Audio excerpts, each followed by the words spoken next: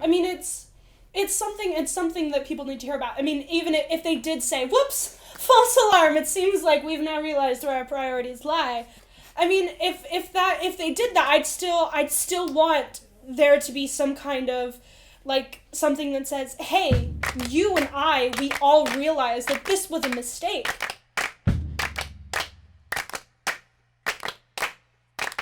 Teacher, teacher, hold on, wait. What if I don't think I'm straight? Teacher, tell me why it's so greedy to be fine. Teach us to touch like you teach us to breathe. I'm Lucas Conecta, I'm the Centre Manager for Mosaic LGBT Youth Centre. And we recently suffered a big funding cut. All our funding has been withdrawn as of 31st of March. So we relocated, all staff has been made redundant, and we're now all volunteering to make sure that this space is safeguarded. We have been around for 16 years, and we have been doing it very successfully for that period of time. We worked with about 7,500 young people in that period of time. I got surprised by Lukash at Pride. At the Mosaic store, I was walking along and Lukash jumped out at me in full drag and scared the bejesus out of me. Handed me a Mosaic brochure, and yeah, I think I was 16 when I first found out about it. The first day I was here, I mean, I was introduced to every single person until I found someone that I could stick with. My coming out story is, oh my god, I told my best friend at school that I was bisexual, and I didn't know that loads of kids out of the bleachers were listening. And so all these year 7s found out and started telling all each other, oh my god, Bella's bisexual! Ah! And so by Friday, pretty much the whole school knew. My brother didn't take it very well. He tried to fix me, should we say, for a period of 4 years. Until he left the household, I felt able to be myself more. So I told my aunt what my brother did to me, and I told her that I felt I was her nephew rather than her niece. We had a bit of a cry, and then my aunt was okay with it. Like, she took me to the GPs to have a talk to them about what the best option was. And then I had to tell him eventually, and I just said to him that I'm bisexual, and he was fine with that. And then I later came out as lesbian, and then I think he was a bit confused and got a bit annoyed that I kept on changing my mind. And then about a year later, when I was 19, I started identifying as genderqueer.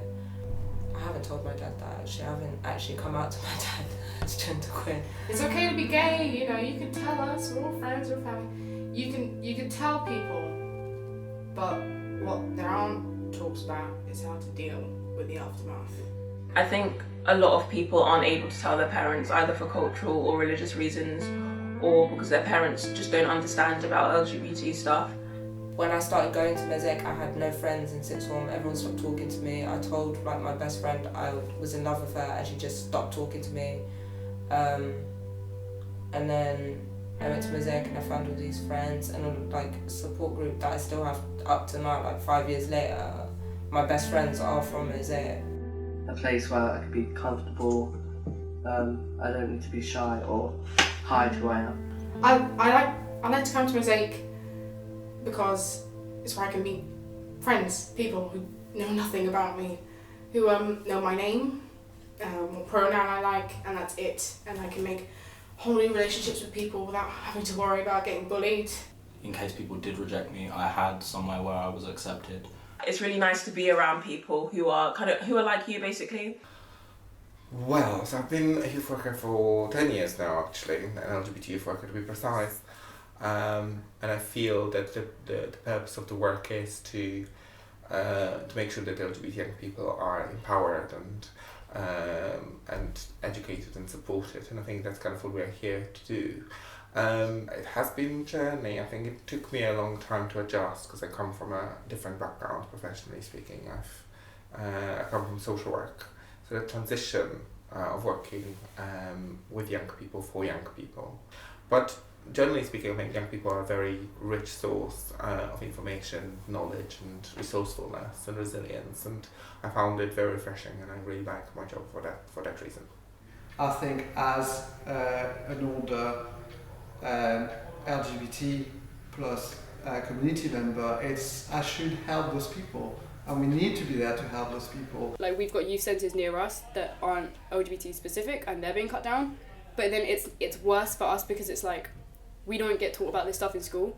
Like, it's not a youth centre, it is just a lifeline. Yeah, that's like the bottom line. It's saving young people. I feel like if it wasn't for the Mosaic lot, I'd probably be in the streets, or maybe a lot worse. We can all back on saying that it's not a good idea to close these places down.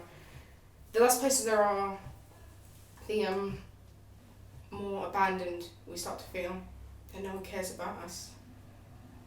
And that's not true, because there are loads of places like this where we can go to, but not anymore. We would do everything in our power to try and keep it open, not even just for ourselves, but for the people that don't need it yet. Because this isn't a fight that's going to be ending. Like, no, we will never, even if Mosaic closes, we will never give up on reopening it. Even though I've left, Mosaic have still been here. They still put on the support for me. Their sense of identity has come a long way whilst they're with us. Oh, hey. Oh, it's burning. Where's the tea gone? I personally, I think he's amazing. Like, the work he does for us is... Yeah, like, nobody could be more committed to this cause than him. Yeah.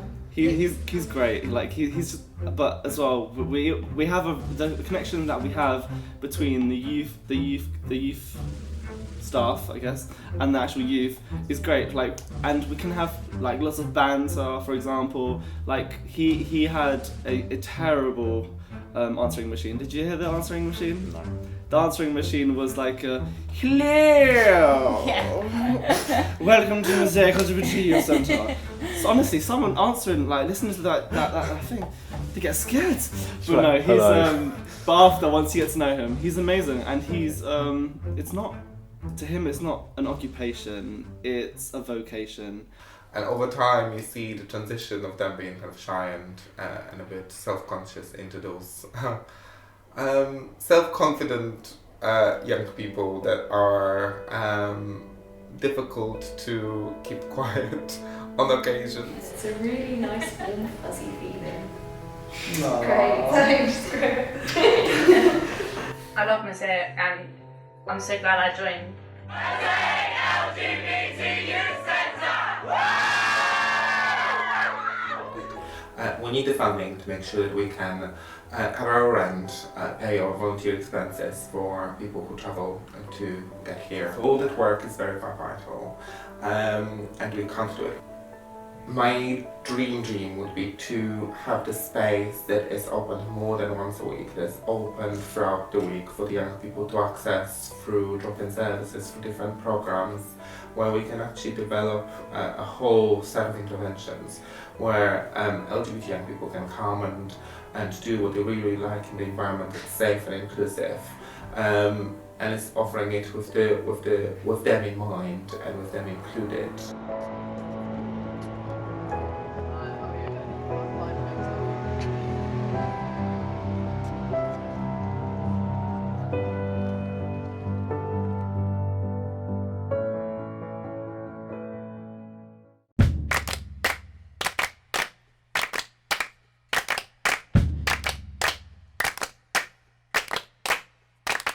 Teacher, teacher, hold on, wait. What if I don't think I'm straight? Teacher, teacher, tell me why it's so greedy to be bi. Teach us to touch like you teach us to breed. Don't pull us apart, it's a basic need. Teacher, teacher, tell me this. If I'm gay, can I not have kids? We don't need their permission.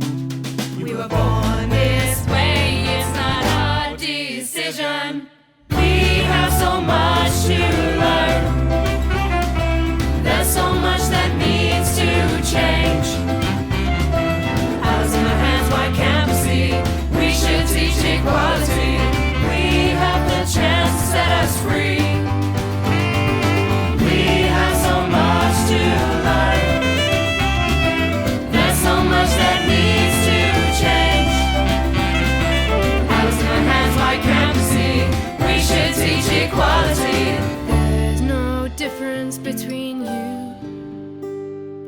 me.